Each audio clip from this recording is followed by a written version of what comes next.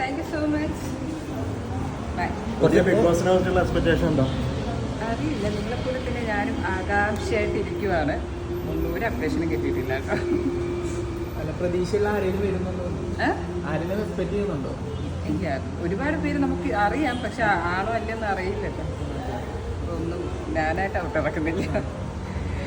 Okay sir. Big boss scripted ആണെന്നുള്ള അഭിപ്രായം കൂടി വരുന്നുണ്ട്. ഇല്ല, ഒരിക്കലില്ല. കാരണം ഞാൻ ബിഗ് ബോസിൽ ഉണ്ടായിരുന്ന ഒരു വ്യക്തിയാണ്. സോ ഒരു സ്ക്രിപ്റ്റഡും അല്ല.